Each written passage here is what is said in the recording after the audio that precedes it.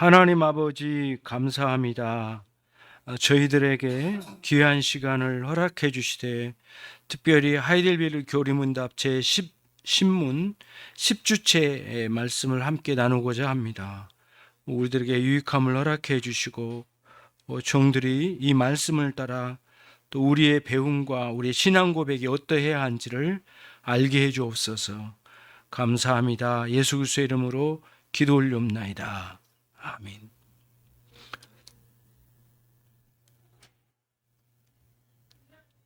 자, 저기 왜 전달을 안 해? 예, 자,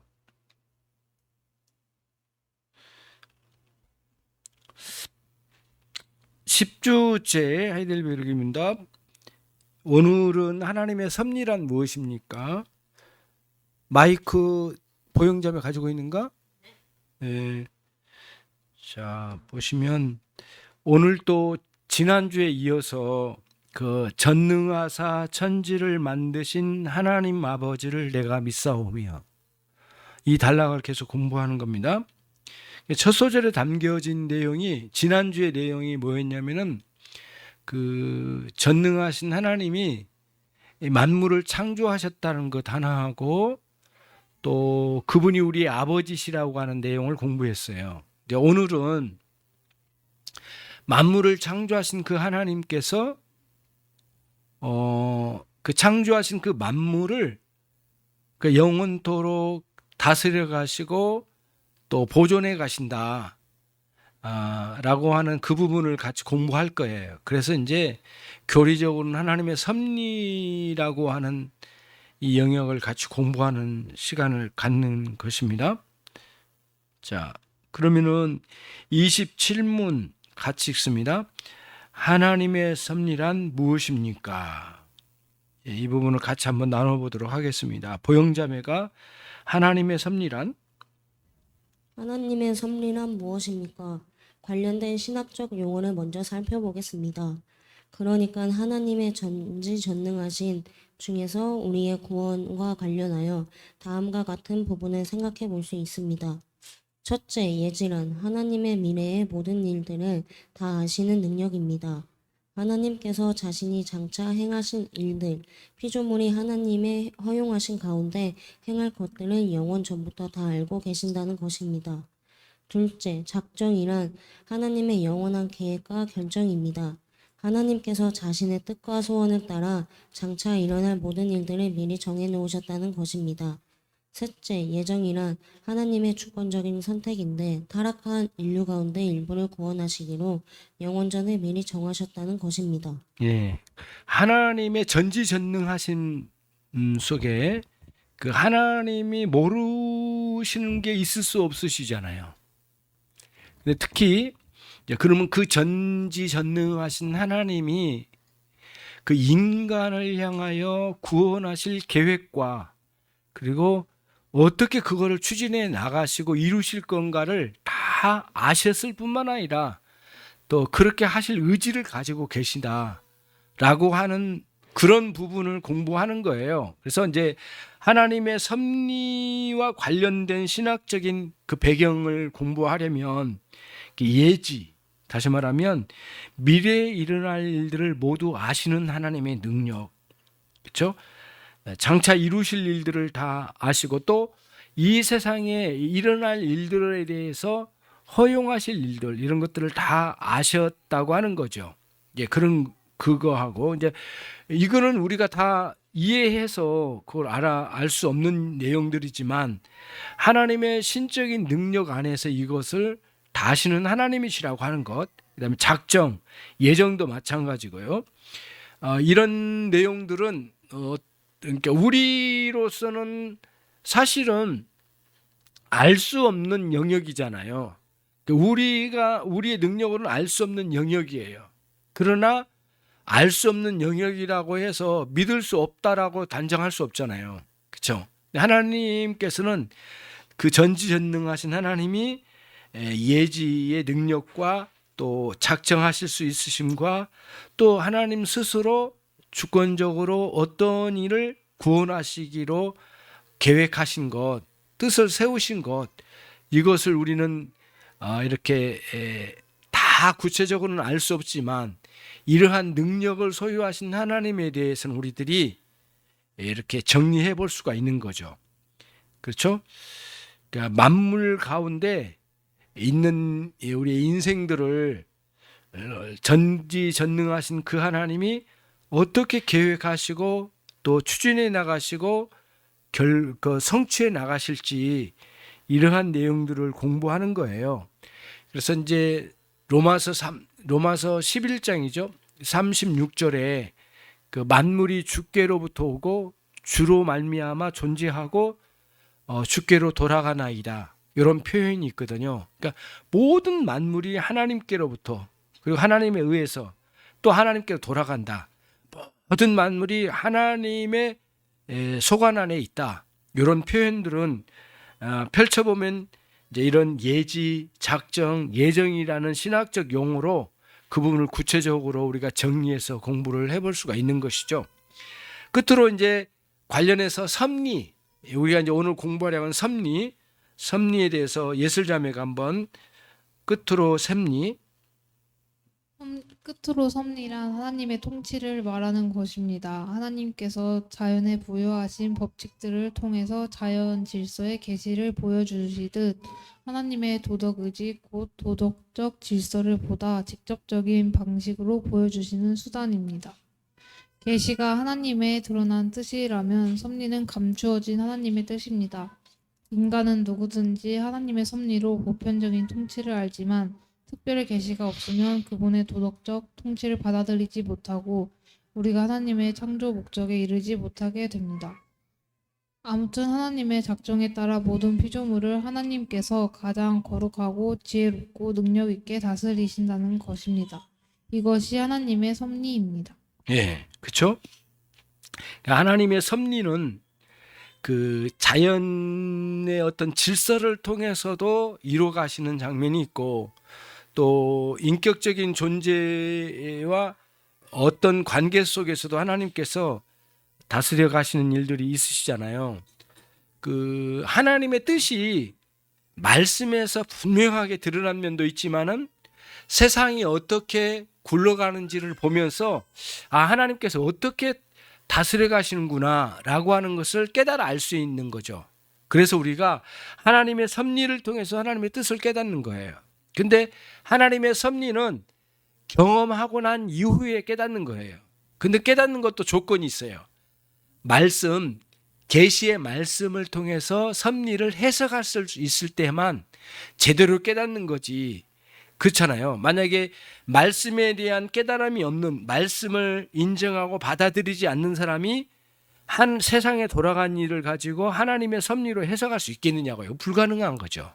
그런 관점에서 볼 때 섭리에 대한 이해와 해석과 적용은 반드시 계시의 말씀, 하나님의 말씀을 알고 그 말씀을 깨닫고 그 말씀이 적용되어진 사람들만이 가능한 일이에요. 그러니까 우리들이 세상에 돌아간 판도를 믿음이라는 시각으로 이렇게 해석을 해서 하나님께서 다루어 가신 역사구나 이렇게 말할 수 있는 것도 이미 그가 하나님의 계시의 말씀인 하나님의 말씀을 이미 알고 경험하고 있는 사람들에게나 그런 말을 들을 수 있는 거지 세상 사람들 그렇게 해석할 수 없고 알지도 못하는 거죠. 그렇죠? 그래서 섭리는 물론 가려진 하나님의 뜻이긴 하지만은 지나가고 난 이후에 하나님의 말씀의 해석의 안경으로 볼 수 있다. 이런 차원으로 그러니까 섭리를 우리가 이제 이해할 수가 이제 있는 것이죠.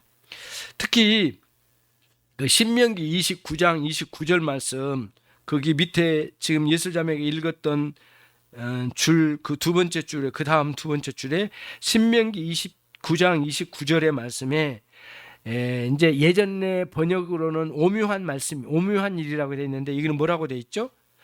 감추어진 일이라고 되어 있죠. 이때 감추어진 일은 하나님께 속하였나니라고 했는데 그게 바로 아까 읽었던 도영자매 읽었던 예지, 작정, 예정, 섭리 이 모든 게 하나님의 감추어진 일, 하나님께 속한 일이에요. 가려진 일이에요. 우리에게는 다 드러내지 않는 일이에요. 그런데 우리에게 드러난 일 있죠. 나타난 일이 있거든요. 그거 뭘까요? 계시 선지자를 통하여 계시의 말씀을 주신 것은 우리에게 나타난 일이에요. 그렇죠? 그래서 나타난 일을 통해서는 우리와 우리 자손들에게 주셨으므로 율법의 말씀을 지켜가는 것이 옳다. 이런 내용으로 29절이 계속 이어져 나오는 거거든요. 신명기 29장 29절. 그러면 우리들이 일이 있는데 두 가지예요. 가려진 일과 나타난 일. 온 세상에 일은 두 가지로 나요. 가려진 일과 나타난 일. 이렇게 이루어진 거죠. 그래서 그 가려진 일은 예지, 작정, 예정, 섭리 안에 가려진 일들이죠. 그러나 하나님께서 그 일을 이루신 거고, 그렇죠? 그러나 섭리라고 하는 부분은 우리가 경험되어지고 또 우리가 성경으로 해석할 수 있는 능력이 있는 한 우리가 섭리에 대해서 이해할 수가 있다. 이렇게 이제 말씀을 드릴 수가 있는 거예요. 자, 그러면은 그 다음 누가 마이크 또 이충기 집사님께서 위의 모든 것은 위의 모든 것은 깊은 하나님의 신비한 영역에 속합니다. 그 중에서도 예지, 작정, 예정은 감추어진 일입니다. 때문에 하나님께 속한 일입니다. 신명기 29장 29절입니다. 감추어진 일은 우리 하나님 여호와께 속하였거니와 나타난 일은 그러므로 우리의 호기심으로 하나님의 신비한 영역의 일을 찾아내어 알려고 추측해서는 안 됩니다. 우리는 지적인 면에서도 겸손한 태도와 순수한 경외심으로 그분의 전지전능하심을 찬양해야 합니다. 그렇죠. 이 태도가 참 중요해요. 그래서 칼빈은 하나님께서 가르쳐 주신 데까지 가고 멈추라고 한 데서 멈추자. 이런 내용으로 제안을 하거든요. 그러니까 하나님께서 가려놓으신 일들이 있다라고 하는 거예요. 그렇죠? 예지, 작정, 예정, 또 섭리 부분에 있어서도요. 자, 그런 관점으로 이제 섭리가 그 계시의 말씀과 섭리의 어떤 차이, 관계를 한번 생각해 보았고요. 답 1번을 같이 읽습니다. 섭리란 하나님께서 항상 지니고 계신 전능하신 능력으로서 하나님께서는 그것으로 하늘과 땅과 모든 만물을 붙드시고 다스리십니다. 자, 보영자매가 그러면 하나님의 섭리에는 어떤 일이 있습니까? 그분의 지혜와 능력으로 만물을 보존하시고 다스리는 모든 행위들입니다. 창조주 하나님은 전능하시며 그분의 능력이 닿지 않는 곳이 없는 것입니다. 그분의 능력과 지혜는 영원히 변치 않으시고 완전하십니다. 창조로부터 지금까지 변함없는 능력과 지혜로 만물을 보존하시고 통치하셨습니다. 이 모든 하나님의 행하심을 우리는 믿는다라고 사도신경을 통해 배우고 신앙을 고백합니다. 시편의 기록입니다. 여호와께서 다스리시니 세계가 굳게 서고 흔들리지 않으리라. 그가 만민을 공평하게 심판하시리라 할지니로다. 그분의 섭리에서 제외된 것은 아무것도 없습니다. 그분의 능력의 말씀으로 만물을 붙드시며 만물을 지으신 하나님께서는 천지의 주제이시니 만민에게 호흡과 만물을 친히 주시는 분이시라. 예, 그렇죠? 한마디로 말하면 이런 거예요. 시편 기자가 96편 10절인데, 그렇죠? 여호와께서 만물을 다스리신다는 거예요. 그렇죠? 그리고 보존되어지고, 그리고 언젠가는 악한 거를 심판하실 거고, 그렇죠? 이거를 뭐냐면은 이 세상에 돌아간 판도를 본 거예요. 시인도. 그럼 어떻게 봤어요? 하나님의 계시의 말씀을 받아들이고 믿고 그리고 해석하고 그 하나님의 말씀으로 해석할 수 있는 안경을 가지고 이 세상에 돌아간 판도를 봤다는 거예요. 그게 96편 10절 말씀이에요. 그러니까 이런 식으로 우리가 이 세상을 볼 수 있어야 된다는 거예요. 하나님의 섭리라는 관점에서 볼 수 있어야 된다라고 하는 거예요. 그럴 때 이제 우리의 신앙이 창조주 하나님을 고백할 뿐만 아니라 내 인생도 마찬가지고 내 주변과 이 나라와 민족과 그리고 온 세계에 돌아간 판도가 어지럽고 혼란스러운 것 같지만 결국에는 하나님의 크게 붙드시고 계신 과정에 있다라고 하는 것을 우리가 해석할 수 있고 그런 믿음을 가지고 신앙 고백을 할 수 있는 데까지 가야 된다는 거예요. 그러니까 이런 방식으로 우리가 사도신경의 부분을 배워가는 거죠. 자, 2번을 읽겠습니다. 따라서 꽃잎과 풀잎, 비와 가뭄, 풍년과 흉년, 양식과 음료, 건강과 질병, 번영과 궁핍, 이 모든 것들이 사실상 우연히 다가오는 것이 아니라 그의 자애로운 손길로부터 오는 것입니다. 찬송가 460장을 보면은요, 우리가 자주 불렀던 찬송이거든요. 그 뜻없이 무릎 꿇는, 그것은 우리의 뜻없이 우리가 무릎 꿇어서 복종하는 삶이 아니다. 우리는 그랬죠. 우리는 그러니까 운명에 맞게 사는 인생이 아니다. 우리는 그렇죠. 하나님의 다스림 속에 있다. 그런 표현이에요. 그래서 우리는 그 하나님의 다스림을 믿는 신앙으로 사는 거지 운명에 맞게 사는 그런 인간 아니다. 우리는 그거를 이제 460편에서 이렇게 신앙 고백적으로 이 찬송을 우리가 부르잖아요. 460편인데 그런 거예요. 그런 인식으로 우리가 사는 거예요. 그래서 인생에 이제 돌아간 판도를 두고 낙심할 때도 있고 굉장히 괴로울 때도 있지만은 하나님의 섭리 신앙으로 굳건하게 세워진 거야말로 굉장히 중대하죠. 섭리 신앙이 얼마나 중요하냐면은요. 그러니까 19세기, 20세기로 넘어오면서 유럽의 섭리 신앙이 무너지는 신앙이 이제 그 거짓된 신앙이 들어오기 시작했어요. 그게 이신론이거든요. 하나님은 창조주 하나님은 인정하겠지만은 우리 삶을 간섭하여서 찾아오신 하나님은 아니다. 하나님 우리 인생에게 다 맡겼다. 우리는 굉장히 뛰어난 사람이기 때문에 이런 신앙을 가지고 유럽의 교회에 파고들었어요. 그래서 이신론이라고 하는 이 신앙이 이건 그 뭐랄까 이게는 그야말로 이단적 사상이죠. 그런 신앙이 이신론적 사상이 유럽을 덮을 때 유럽이 교회가 다 비어졌다잖아요. 기도할 필요가 없는 거고 우리가 열심히 노력해서 쌓아 올리는 것이 우리의 삶이다 이렇게 보는 거죠. 하나님은 오늘 우리 인생에 개입하여 일하신 분이 아니시다는 거예요. 철저히 비성경적이죠. 자 그러면은 예술자매가 전능하신 하나님의 손길이 닿지 않는 곳은 없습니다. 그래서 하나님의 섭리는 하늘에서와 이 땅의 모든 곳에서 언제나 일어나는 일이며 존재하는 모든 것들이 하나님의 섭리 아래 존재합니다. 그러므로 하나님이 원치 않으신 것은 허락지 않으시고 어떤 일이 일어난다면 그것은 하나님이 허락하신 일입니다. 하나님께서 간섭하셨기 때문입니다. 그러므로 세상은 우연이란 있지 않으며 어떤 일이 우연한 일이라고 생각되는 것은 하나님의 섭리하심의 위대한 능력과 지혜에 대해 제한된 생각과 인식 때문입니다. 하나님은 우리 아버지로서 우리에게 일어난 일을 허용하십니다. 그렇죠. 그러니까 하나님의 능력에 대해서 우리 관점에서 막 해석을 하려고 할 때는 그런 현상들이 일어나는 거예요. 그 뭐랄까요? 이제 그 하나님이 그렇게까지 다 생각하사 하셨을까? 이제 그런 거죠. 그 능력의 제한을 가지고 우리의 능력의 생각으로 자꾸 하나님의 능력을 제한시켜서 생각하려고 하는 거짓된 인식들이 위험하게 이제 오는 거죠. 그런 일들이죠. 그래서 섭리신앙에 있어서 뚜렷하지 않은 사람들은 인생에 대해서 우연이나 행운에 의해서 살아가는 줄 알아요. 그리고 이 섭리신앙에 대해서 신뢰하지 않는 사람의 태도는 기도가 약해요.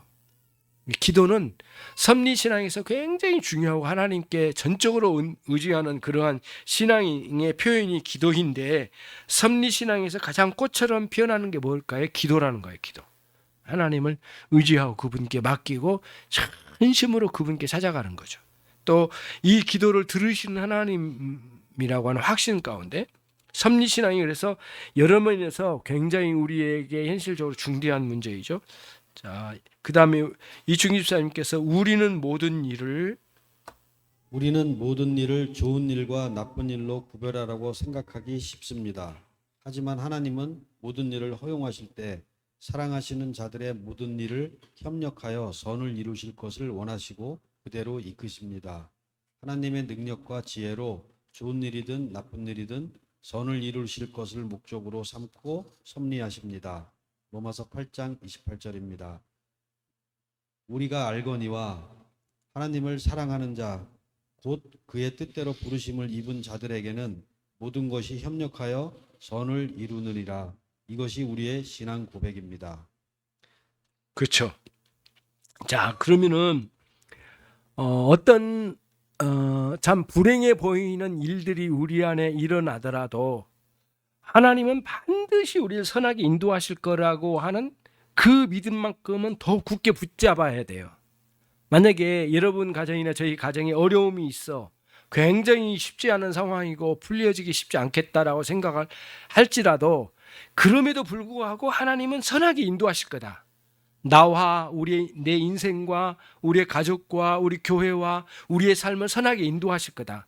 그거를 굳게 붙잡는 신앙이야말로 굉장히 중요해요. 예.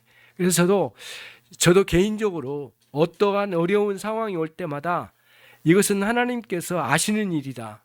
어떤 면에서 내가 부끄럽게 잘못해서 어려운 일도 온 것도 사실이지만 하나님은 나를 사랑하셔서 반드시 선하게 이끌어 가실 거다. 그걸 항상 생각해요. 자, 그다음에 또 중요한 게 하나 있어요. 그러니까 하나님의 섭리의 교리에 대해서 접근 방식이 매우 중요한 게 한 가지가 있어요. 이게 이제 제가 드리는 말씀은 이거예요. 경험에 앞서서 섭리적으로 인식하려고 하는 영역을 찾아가면 안 돼요. 내가 경험하지 않은 일이야. 그런데 그거를 이게 하나님의 섭리 속에 하나님의 이렇게 이루어지고 하나님의 섭리로 이거를 찾아가서 경험되지 않는 일을 하나님이 이렇게 선택하실 거야, 저렇게 선택할 것이야, 이렇게 논하지 말라는 거예요. 예, 이러려면 이런 거예요. 내가 친구를 전도해요. 이렇게 전도하는데 얘 눈빛을 보니까 결국에는 하나님이 얘를 선택하지 않았을 거야. 이 정도에서 내가 전도는 그만둬도 되겠지 뭐 이런 식으로 생각한다든가 이런 식으로 일어나지 않는 일을 선험적으로 접근해서 섭리신앙을 적용하면 안 된다는 뜻이에요. 그러면 어떻게 해야 돼요? 반대말. 선험적인 말의 반대말이 뭐죠? 후험적이라고 그래요. 경험하고 난 뒤에 경험 후에 인식하는 거예요. 되돌아보는 거예요. 그렇죠?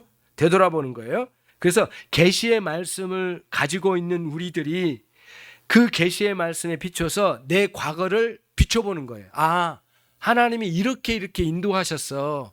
그때 어려움이 있었고 이 곤란한 게 있었고 이런 환란이 있었는데 나를 여기까지 인도하셨어. 그거는 하나님의 섭리의 역사야. 구체적으로 정말 감사해요. 그래서 섭리신앙을 적용할 때에는 후험적으로 적용한다. 선험적으로 적용한 것은 성경적 방식이 아니다. 그래서 사도 바울이 자신의 인생을 되돌아보면서 항상 신앙적 고백을 했어요. 뭐라고 했느냐? 이제 물론 하나님이 우리를 선하게 인도하실 거라고 고백하지만 구체적으로 일어난 일들을 가지고 말할 때는 뭐예요? 어머니 뱃속에서, 어머니 태중에서 나를 택하신 하나님, 그다음에 만물이 있기 전에 나를 계획하신 하나님, 그 하나님을 고백하잖아요. 사도 바울의 신앙 고백을 보면 그게 그게 뭐예요? 이제 그러니까 후험적 신앙, 후험적 관점에서 하나님의 섭리를 고백한 거예요. 적용하는 거예요. 이거는 굉장히 중요한 거예요. 이거는 이 방식으로 가야 되는 거예요. 자, 섭리 신앙은 결코 경험 후에 일어난 일을 가지고 적용하는 거다라는 표현, 이거는 중요하게 여러분들 인식하고 있어야 되겠어요. 28문 같이 읽습니다. 하나님의 창조의 섭리를 알므로써 얻는 유익은 무엇입니까?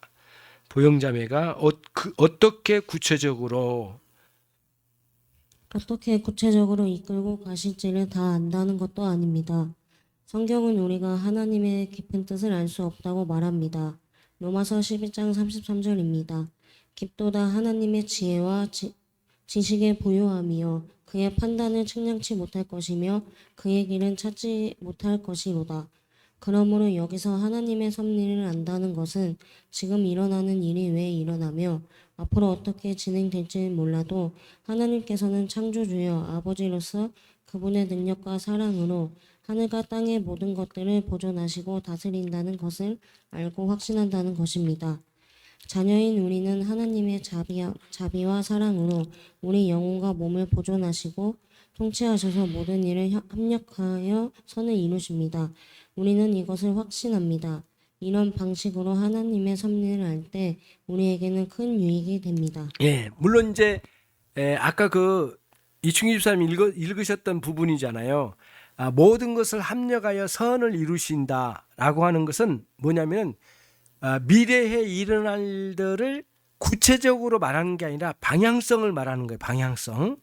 선한 방향으로 이끌어 가실 거다. 구체적으로는 알 수 없어요. 그렇잖아요. 미래 일은. 그러나 하나님의 미래, 그러니까 경험하지 않는 일에 대해서는 선하게 인도하실 거라고 하는 확신, 이 방향성을 제시한 것은 맞아요.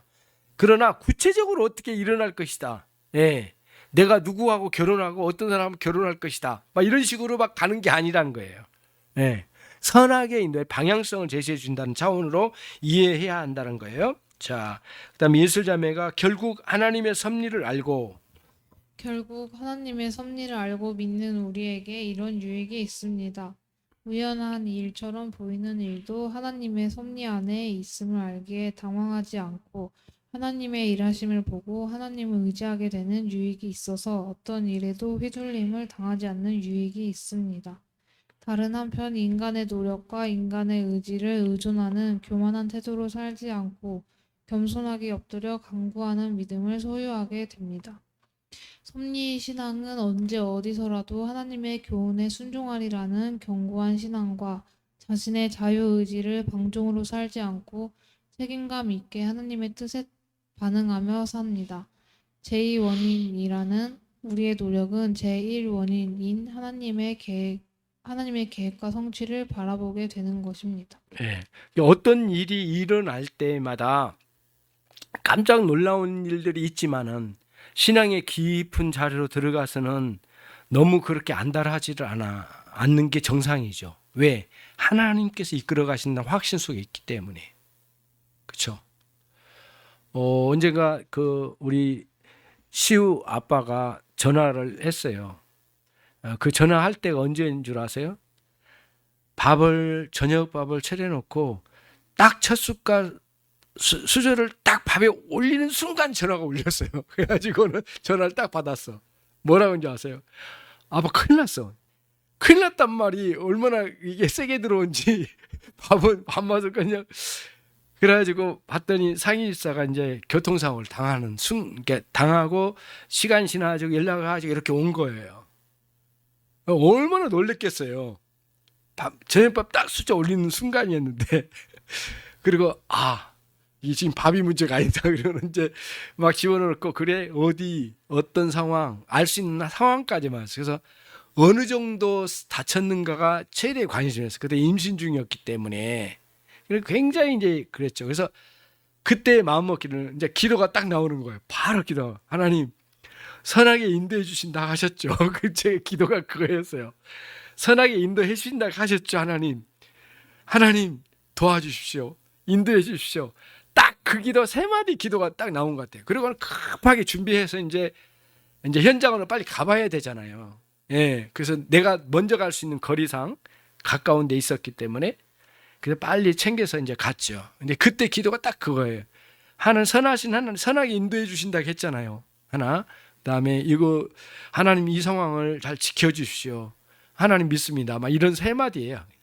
이렇게 기도를 한 적이 있었어요. 근데 실제로 우리의 삶이 어떤 상황에 큰 일이 딱 닥쳤을 때 이 섭리 신앙이 견고하게 있는 사람, 로마서 8장 28절 말씀이 견고하게 심겨진 마음으로 태도를 딱 갖추면 선하신 하나님, 예, 내가 죽는다 하더라도 하나님은 선하게 인도하신다고 하는 확신, 이 말씀을 붙들고 갈 수 있는 신앙이 우리에게는 참 필요하죠.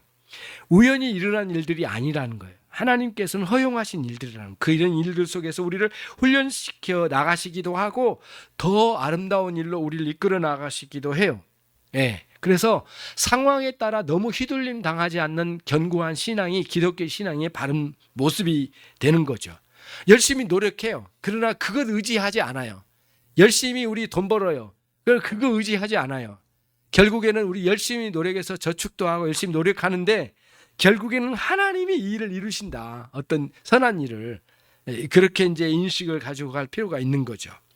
섭리 신앙이 있는 사람들은 이제 어디서나 하나님의 말씀을 따라 살고자 하는 그런 그 태도를 갖추기가 쉬워요. 그렇죠? 아무래도 그렇죠. 그리고 또 우리에게 주어진 이 자유 의지를 방종으로 끌어가지 않아요. 왜냐하면 책임이 하나님 앞에 책임이 항상 따르는 하나님의 섭리 속에는 우리의 책임까지도 포함되어 있는 것이기 때문에 그래요. 자, 그리고 또 하나 뭐냐면은 모든 일들의 원인이 있잖아요. 원인이 있는데 제1 원인은 누구셔요? 하나님이시라는 거예요. 다시 말씀드릴게요. 이 세상의 모든 일들의 제1 원인자는 누구시라고? 하나님이시라는 거예요. 하나님 허용하셔서 그 일있게. 제2 원인자는 누구예요? 나일 수도 있고 그 일과 관련돼서 일을 실행한 사람일 수 있죠. 제2 원인자. 제1 원인자의 허용 없이는 제2 원인자가 그 일을 이룰 수 없다라고 하는 거예요. 요 관점을 굉장히 중요하게 여기고요. 그리고 이제 종교교육자들도 이 부분을 이야기해요. 만약에 여러분의 동료나 교회의 어떤 형제 자매가 여러분에게 선물을 하나 해줬어요. 선물을 해줬어. 제1 원인자는 누구셔요? 하나님이셔. 제2 원인자는 나에게 선물 준 그 사람이 되겠죠. 그럼 우리는 하나님께 감사한다고 하고 제2 원인자는 어차피 하나님이 허용하지 않으면 네가 다 줄 수 없는 거야. 너보다는 하나님께 감사할 거야. 너는 그만두고 이렇게 말할 수 있나요? 그러지 말라는 거예요. 그때는 이제 종교 개혁자들 하는 말이 그래요. 제1 원인자에 깊이 감사하되 제2 원인자에게도 감사할 수 있는 우리의 마음의 태도가 굉장히 중요하다. 이런 표현들이 나와요. 글에 보면 그런 인식들을 갖는 거예요. 그래서 저 자매가 내게 선물을 주었어. 참 감사하다. 하나님께서 이 모든 과정을 아실 텐데 그 자매도 감사하지만 마음 깊은 곳으로는 하나님께 감사할 수 있는 제1 원인자께 감사드릴 수 있는 거죠. 그렇죠? 또 반대로도 해석할 수 있는 거잖아요. 안 좋은 일이 일어났을 때도 우리가 해석해 낼 수도 있는 거고요. 자, 답 1번 같이 읽습니다. 범사에 감사하게 되고 역경에 처할 때에는 인내하게 되며. 그렇죠? 섭리신앙이 그렇죠? 모든 일에 감사할 줄 알고 그렇죠? 어떤 어려운 역경에는 인내할 수 있는 힘이 있는 거죠. 자, 이충기 집사님께서 만약 하나님의 섭리를 믿지 않는 사람은 형통할 때에는 교만하여 날뛰고 스스로 높아지려고 하는데 안달합니다. 만약 섭리신앙을 소유하지 못한 채로 역경을 만나면 온갖 원망과 불평으로 살아가며 더욱 마음은 굳어지게 되어 불안과 낙심으로 마음과 삶이 피폐해집니다. 특히 하나님의 섭리를 알고 믿음을 소유할 때 역경과 순경에 제대로 대응할 수 있습니다. 형통할 때 그 모든 일이 하나님으로부터 온 것임을 알고 하나님께 감사하며 스스로 경거망동하지 않게 됩니다. 만약 역경이 왔을 때에는 하나님이 허용하신 일임을 알고 하나님 앞에서 인내하게 됩니다. 그렇죠. 어떤 일이 좋은 일이 있으면 자랑하고 싶으면 막 생기잖아요. 이런 것에 너무 경거망동하지 않고 하나님께 진중하게 감사할 줄 알고 어려운 상황에 인내할 줄 아는 그러한 태도를 갖출 수가 있는 거예요. 이게 어디서 나온다? 섭리신앙에서 나온다. 답 2번 같이 읽습니다. 장차 아무것도 우리를 당신의 사랑에서 떼어놓을 수 없게 하시는 신실하신 하나님 아버지께 대한 큰 확신을 갖게 됩니다. 보영자매가 섭리하신 하나님을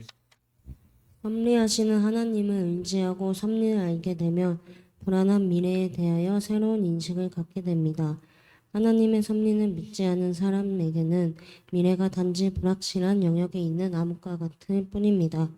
하지만 하나님께서 섭리를 아는 사람은 우리를 보존하시고 다스릴 것을 알고 믿는 것입니다. 하나님께서 미래에 대해 정확하게 밝혀주신 섭리의 방향을 알게 됩니다. 에레미야 29장 11절입니다. 나 여호와가 말하노라. 너희를 향한 나의 생각은 내가 아니나니 재앙이 아니라 곧 평안이요 너의 장래에 소망을 주려 하는 생각이라. 물론 우리의 미래는 비밀에 두셨습니다. 하지만 우리의 미래가 어떤 방향으로 갈지 분명하게 말씀하셨습니다. 그러므로 하나님의 섭리를 바르게 알고 이해한 사람은 미래를 바라보며 만물에 의지했던 것에서 벗어나 하나님을 의지하고 확신하며 삽니다. 로마서 8장 38절 39절입니다. 내가 확신하노니 사망이나 생명이나 천사들이나 권세자들이나 현재일이나 장래일이나 능력이나 높음이나 깊음이나 다른 어떤 피조물이라도 우리를 우리 주 예수 그리스도 안에 있는 하나님의 사랑에서 끊을 수 없느니라. 네, 그렇죠. 그러니까 미래에 장차 일어날 일들에 대해서는 방향성을 주신 거죠. 선하게 이끌어 가실 거다. 예레미야 선지자에 의하면은 뭐라고 했어요? 재앙이 아니라 평안이요 장래의 소망을 주려 하심이라. 이렇게 표현되어진 거예요. 그러니까 우리가 어떤 방향으로 살아갈지를 보여주신 거죠. 그런 차원에서, 그러니까 섭리 신앙에서 장래에 일어날 일들에 대해서는 구체적으로 알 수 있도록 알려주신 건 아니지만 선한 방향으로 이끌어 가실 하나님의 뜻과 의지, 계획을 우리가 알 수 있다는 거죠. 자, 답 3번. 만물이 온전히 그의 것이기에 그의 뜻이 아니고서는 아무것도 움직이거나 움직여지지 않는 것입니다. 자, 예슬자매가 사람들은 하나님의 섭리를 모르고 불신하기 때문에 세상을 보면서 실망하고 절망합니다. 그런 것들에 분노할 뿐입니다. 세상은 점점 더 약해지고 타락하고 불의한 일이 많아집니다. 때문에 세상은 점점 망가질 것입니다. 하나님은 그런 가운데서 우리를 택하셔서 부르시고 거룩한 백성으로 빚으십니다. 이 세상을 보는 신자는 하나님의 섭리를 믿기에 세상으로 인하여 분노하거나 흥분하지 않습니다. 이 세상은 심판을 받을 것입니다. 그리고 하나님의 구원은 계속될 것입니다. 굳건한 신앙은 모든 일이 하나님의 다스림 속에 있음을 알고 담대합니다. 성도는 하나님의 섭리를 따라 하나님이 계획하신 목표를 향해 달려갑니다. 에베소서 1장 11절에서 12절입니다. 모든 일을 그의 뜻의 결정대로 일하시는 이의 계획을 따라 우리가 예정을 입어 그 안에서 기업이 되었으니 이는 우리가 그리스도 안에서 전부터 바라던 그의 영광의 찬송이 되게 하려 하심이라. 죄가 이 세상을 망가뜨렸지만 하나님께서는 그리스도 안에서 우리를 구원하시고 이후에는 하늘과 땅에 있는 모든 것을 새 하늘과 새 땅으로 회복하실 것입니다. 그렇죠. 오전에 설교 들었던 내용과 비슷한 내용이잖아요. 그렇죠? 세상은 뭐랄까 스스로 선해지거나 점점점 더 좋아져서 언젠가는 좋은 세상이 올 거라고 하는 것은 성경적 해석이 아니에요. 그렇죠? 이 세상은 반드시 하나님의 심판을 받게 될 거예요. 현재적인 면에서도 그렇고 장차 최종적으로 이 세상 하나님의 엄중한 심판을 받게 될 거예요. 그러나 그 가운데서 우리를 구원하신 하나님이 우리를 꾸준히 구원을 성취해 가신 과정 속에 우리가 있다라고 하는 것이고, 또 하나님은 그러한 섭리 속에서 다양한 상황이 있겠지만은 그럼에도 불구하고 우리가 선한 방향으로 이끌어 가실 하나님을 신뢰하면서 가는 거죠.